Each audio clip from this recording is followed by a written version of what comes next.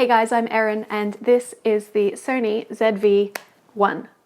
ZV-1 depends on how you like to say the things. Disclaimer straight up, I do not own this camera. I didn't buy it, I didn't pay for it. The Sony dudes sent it to me. I got to hang on to it for a couple of weeks, test out everything that I wanted to test out, make this review, and then I have to send it back.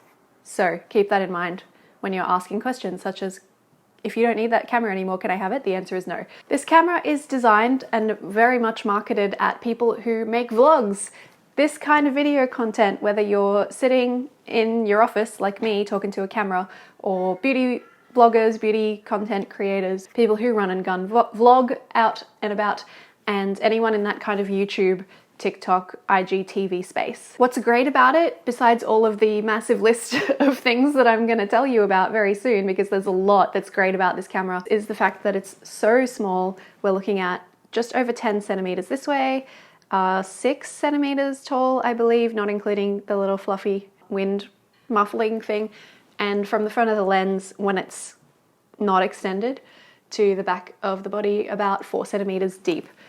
It weighs less than 300 grams. It's so small and light. And as someone who shoots with massive full frame DSLR bodies, I'm like, oh man, how does it do so much when it's so small? You're so cute, aren't you? So cute. You're seriously not missing out on any features with this camera. You've got 4K video, you've got a 20.1 megapixel sensor, so you're getting some nice crispy photo resolution going on there. The screen flips out all the way and is fully articulating to wherever you need it to be. And there's a couple of cool features that are mapped to customizable buttons that I wouldn't honestly change because they're so useful the way they are. Just straight up top, this little wind muffling dude, it just, there's a feature the camera has that I could really use right now, but I need to hold it and not film with it in this moment. So this guy just slides onto the hot shoe. Yeah, there's a little hot shoe on the top here, and it does have some contacts on, so I think there are probably peripherals that will obviously work with it. This one is just to cover the microphone, which is like this right here. So that's extremely convenient. You just, all you gotta do.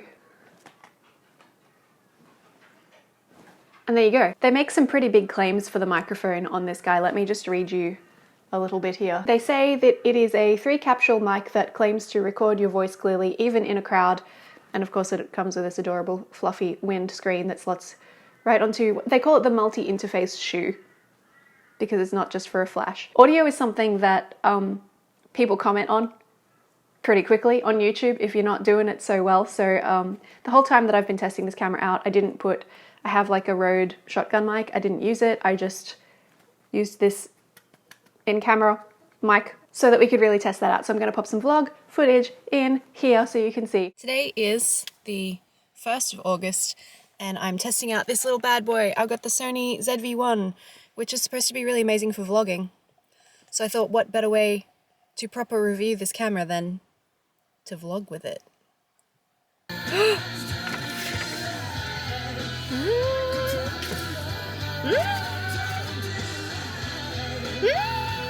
If it was a normal year, then the echo would start today. But it's not a normal year, it's a freaking pandemic year. So instead, we're going to get strawberry sundaes anyway and be sad and umbrella cold. broke. Oh no! I'm sorry, it's actually my umbrella.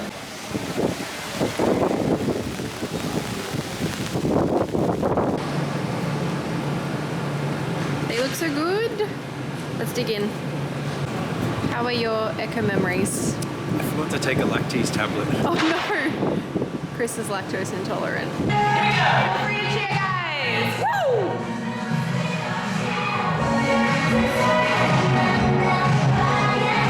I feel like these days it's not a decent video camera if it doesn't have some sort of high frame rate mode, which this little guy does, of course. Okay, so high frame rate settings, you can choose your playback rate, so 25 or 50p for that one. I have it on 25 because that's kind of how I end up exporting everything.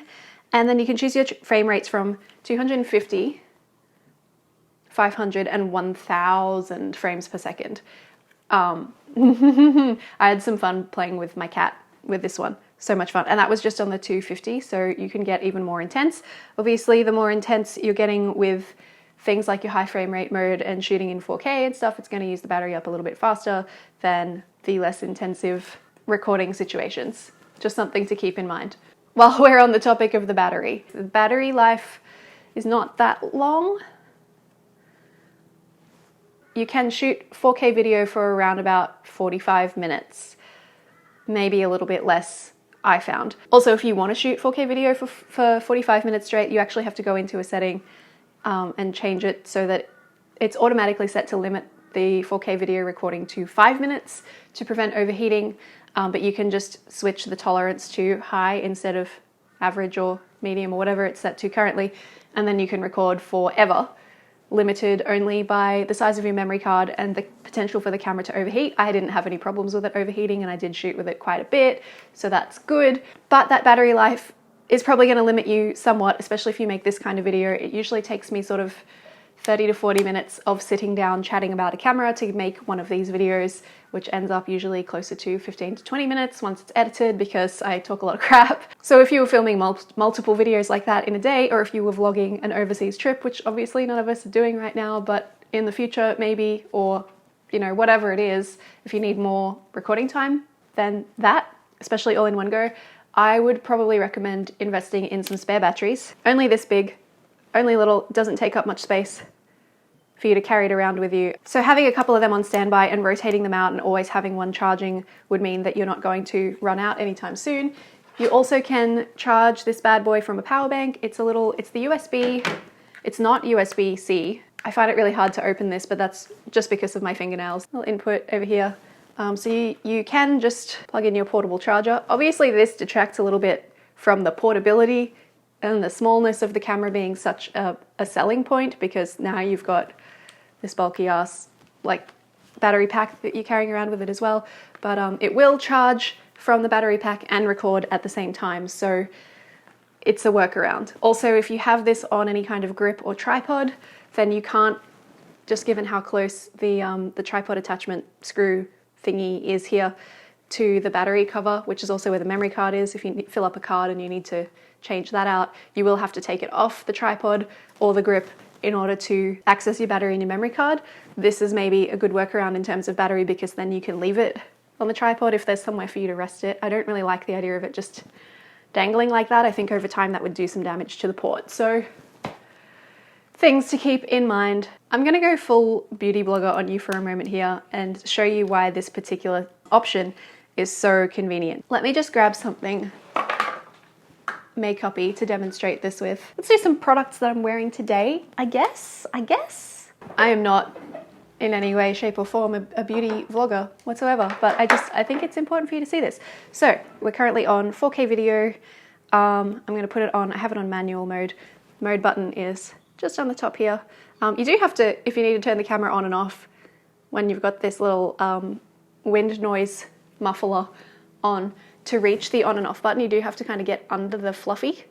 You get used to it, it's fine. So I'm hitting that mode button. I'm gonna chuck it on just intelligent auto video for now. And, okay, this feature is called product showcase mode. So down here, C2, right there, actually shares its button with delete when you're in the menus. I'm gonna click that, tap that, hit that button, and it's gonna say product showcase set on. Hang on, let me get it in focus and I'll do it again for you. So I'm turning it off, product showcase mode on. What that's gonna do, I'll just show you. I think I've also got skin softening mode on. All right, so I'm just gonna stick this down here. I'll also use the audio from the ZV-1 so you can hear how that's sounding. I don't have another tripod right now. I should put it on its grip. They sent me the grip. Hold on one sec. In case you're interested, this is the Sony Bluetooth shooting grip with wireless remote commander, GP VP-T2BT. We love a long name. It just attaches to the camera, uno momento. It's not a gimbal, so like don't expect it to make your videos more steady, although it does claim that it can do that, but I have found that to be untrue. It is really handy. It connects to the camera with Bluetooth so that you can like start recording or zoom in and out or take a photo bunch of other things. There's like a customizable button here as well, so you can make it do what you want it to do. I'm sorry I'm so overexposed. The sun just came out. This guy doubles as a tripod, which is why I thought, hey, I'll grab the grip out. Anyway, I'm gonna show you how this product showcase mode works. Okay, let's indulge all of my beauty blogger fantasies. So what I'm wearing on my face today, I'm wearing the Hourglass Vanish Stick in the shade Vanilla. See how quickly that focused? Wow. Impressive, Star Fox.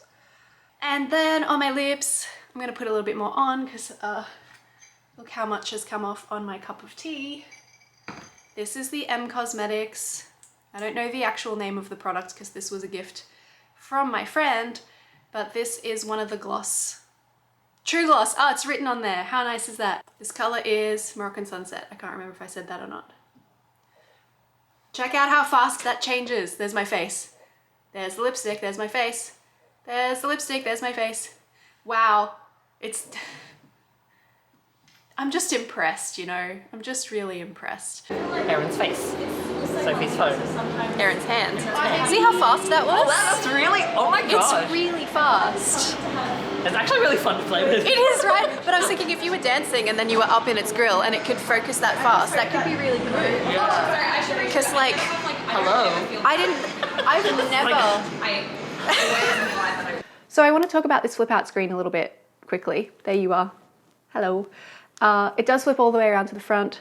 I make bullet journaling content. I didn't use this camera for an entire bullet journaling video, but I used it for a little bit of B-roll on my September setup, which I then didn't end up using in the video. But actually, the slow motion, like, glamour shots of the journal at the beginning and the end of the video were shot on this guy with the high frame rate mode. Everything else is on my G9, which is what I'm talking to right now as a vessel for you. So I do shoot like top down stuff quite often, and I've noticed that when I flip up the screen this way so that, you know, if I'm sitting here drawing or whatever down here and that's what's being recorded, when I flip this over, she's upside down. Like, yeah, you have to get it pretty far around to the front, like pretty much flat to the front before it recognizes that swap and switches to accommodate it. I would have loved for it to kind of recognize that maybe you need it to flip here. Some of us do, being me. Not the end of the world, once again, but just would have been that little bit extra convenient, maybe for the next model, maybe. Sony, are you listening? Maybe for the next model. Cool, thanks.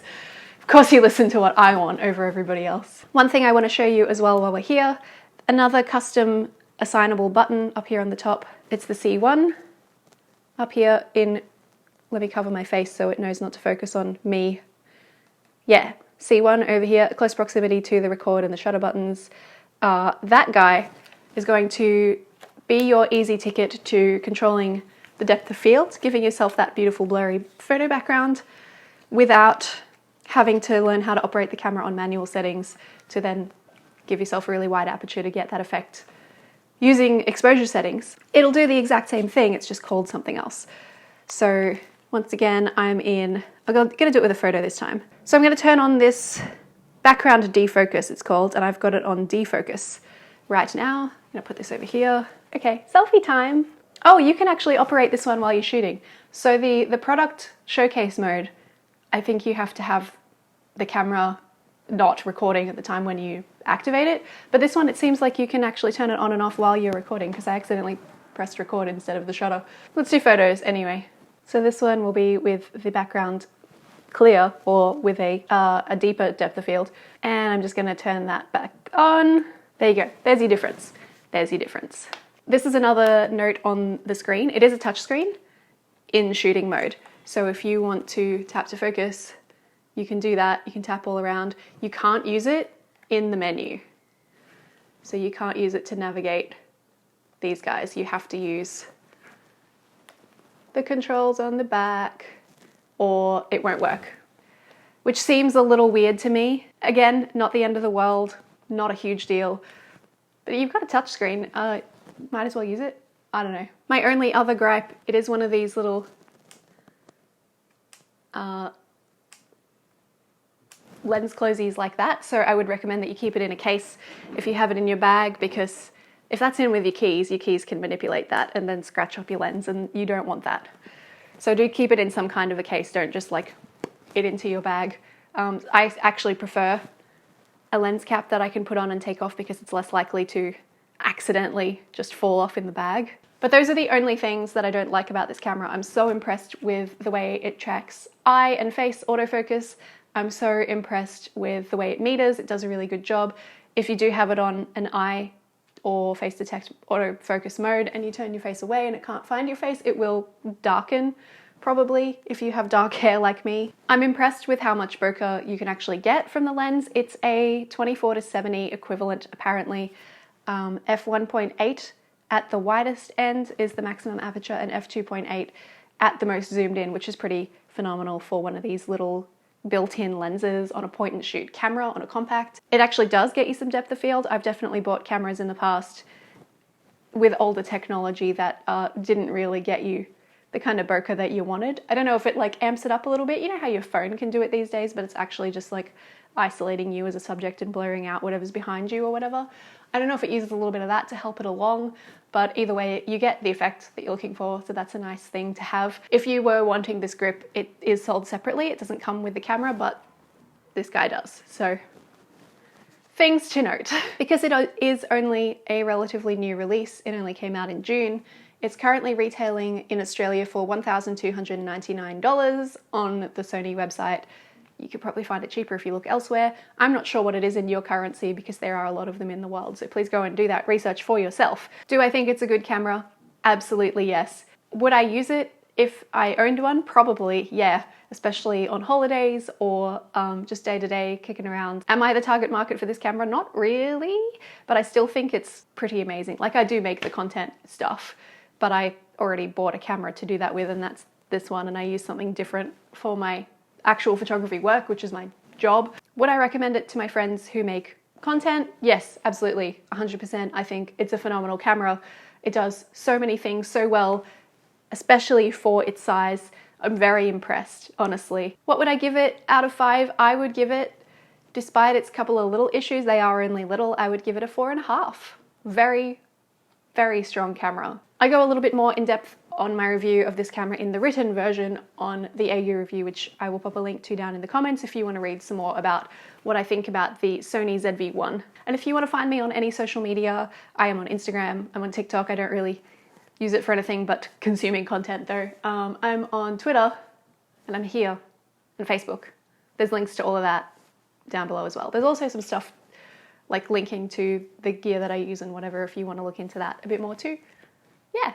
If you have a Sony ZV-1 or you are thinking of getting one, definitely try and get your hands on one and try it out, because I think you might be as impressed as I was. Maybe.